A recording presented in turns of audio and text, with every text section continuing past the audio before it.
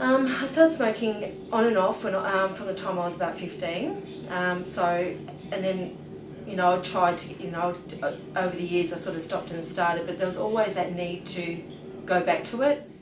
It was about a week before the fires. We were up living in King Lake at the time, and I was going for a walk with my daughter, and she said to me, "Mum, if there's something that I want you to do more than anything, it's to quit smoking."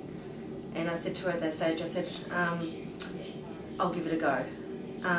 It was about a week after that we were involved in the King Lake fires, and I thought to myself, I'm never ever going to be able to do this now.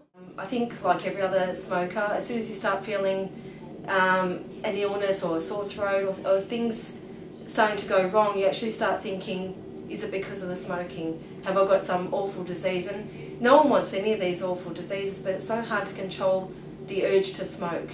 It's so hard to get rid of the habit. We know what it's doing to us, but it just seems impossible to give up at the time, and you just can't see past.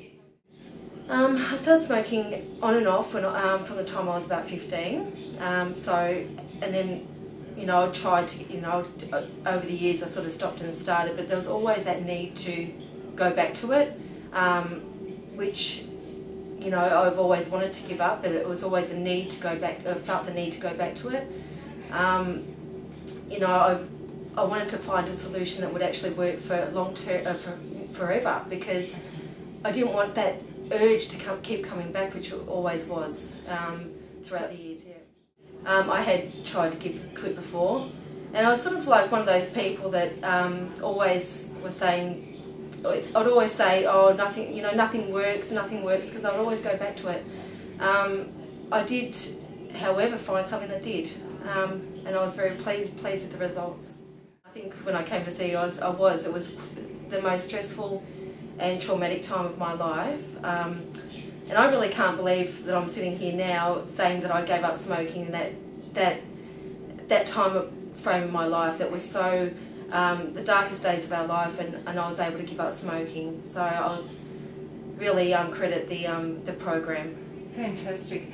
And how long has it been now since you quit smoking? Well, it's been 6 months, which is great, and I have never felt better. And one of the things that I found so unbelievable was that even after I finished the hypnotherapy and I had given up smoking, sometimes because I was moving again and there was other stresses that were coming up, and I was actually feeling, gee, I wouldn't mind a cigarette, and there was almost something blocking that side of my brain saying, no, you're a non-smoker now. You don't need to smoke. You're past that. You're finished with that. So whereas every other time where I've gone cold turkey and it's always lingered, that addiction, I've always felt the need to go back to it. That didn't happen. That hasn't happened. I don't feel one bit of urge to go back to it. I'm so happy with the way my life's going now without that addiction constantly surrounding me.